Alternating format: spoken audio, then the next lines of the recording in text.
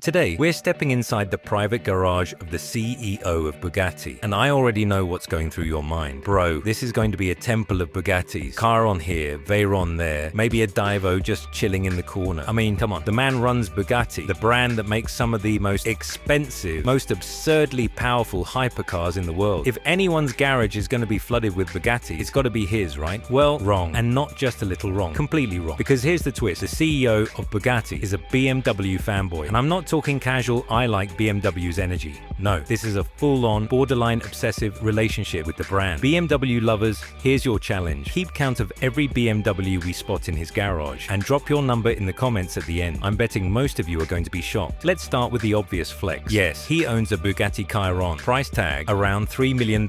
Under the hood, an 8.0-liter quad-turbo W16 engine throwing down a monstrous 1,500 horsepower. Top speed is electronically limited to 261 miles per hour, but with the limiter removed, this thing is rumored to hit over 300 miles per hour. Just to put that into perspective, that's faster than a small airplane taking off. The Chiron is an absolute engineering marvel, but here's the thing, he barely drives it. This isn't his take it to the grocery store kind of car. This is more like an automotive crown jewel that lives under perfect lighting, comes out for events, and makes other car owners feel bad about their life choices. But now we get to where his heart really is. BMW. The first one, the BMW M3E46 CSL. And I'm not exaggerating here. He owns two of them. Why two? Well, when you love something this much, one just isn't enough. Each costs around $120,000 today, and they're not just any M3. The CSL is BMW's stripped down, hardcore, we don't care about your comfort, we care about lap times version. Carbon fiber roof, thinner glass, lightweight panels, bucket seats, a high revving, naturally aspirated straight six that sings at the top of its lungs. This is the type of car you buy when you want pure driving connection, and the fact that he owns two tells you exactly where his priorities are. Now, let's dial the danger up to 11. The Porsche Carrera GT. Price, $1.2 million.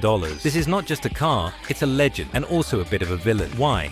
Because it's earned the nickname Widowmaker thanks to its unforgiving handling and complete lack of electronic driver aids. No traction control, no stability program, just you. A 612 horsepower, naturally aspirated V10 and a manual gearbox. It's raw, it's brutal, and if you don't respect it, it will humble you in the scariest way possible. Then we move to something with equal style, but a completely different personality. The Mercedes-Benz SLR McLaren, around $420,000, gets you a 5.4-liter supercharged V8, a collaboration between two giants, Mercedes-Benz and McLaren. This car isn't just about speed, it's about drama. That endlessly long hood, the butterfly doors, the styling that screams, I was designed for posters in a teenager's bedroom. Sure, it's not the sharpest track tool, but it's the type of car you roll up in when you want everyone to know you've arrived and that you probably have a yacht somewhere. Back to BMW again, with the legendary M3E30 Sport Evolution, value about $150,000. To the untrained eye, it looks like a small, boxy 80s sedan, but to car people, it's an icon. Built to dominate touring car championships, it's lightweight, agile, and pure motorsport pedigree. Think of it as the OG M3 that started the legend, the car that made BMW's M division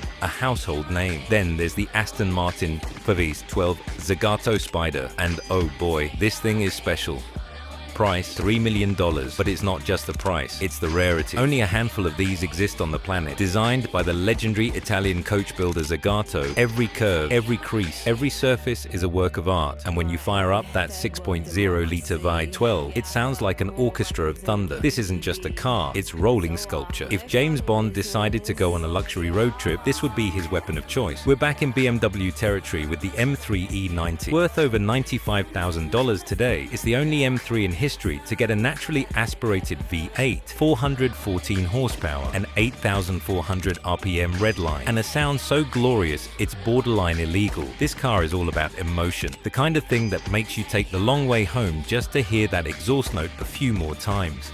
Then, from petrol power to the future, the Rimac Concept 1, worth around $850,000. This is the car that proved electric vehicles could be terrifying in the best way possible. Over 1,200 horsepower, instant torque, and acceleration so violent it feels like your organs are being rearranged. This is the EV that made even Bugatti owners nervous. Next, the BMW Z4 M Coupe, price around $78,000. This was his childhood dream car, and honestly, it's easy to see why.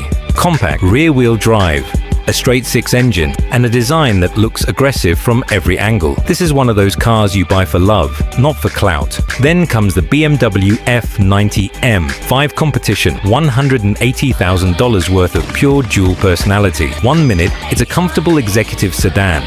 The next, it's a 617 horsepower AWD missile capable of hitting 0 to 60 in just over 3 seconds. And with the push of a button, you can send all that power to the rear wheels for maximum drift chaos. It's basically 2 cars in one. And finally, the cheapest car in his garage, the Volkswagen Golf R32. Priced around $30,000, it's got a 3.2-liter VR6 engine, AWD, and a top speed of 155 miles per hour.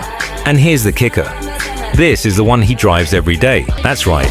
The CEO of Bugatti, the man who could take a Chiron to work, chooses a hot hatch as his daily. Why? Because sometimes it's not about the price tag. It's about the pure joy of driving without worrying about scraping a $3 million bumper on a speed bump. So there you have it, the Bugatti CEO's collection. Not the Bugatti museum you were expecting, but a BMW paradise with a few exotic curveballs thrown in. BMW fanboys, drop your number in the comments. How many did you count? And tell me this, if you were the CEO of Bugatti, what would your garage look like?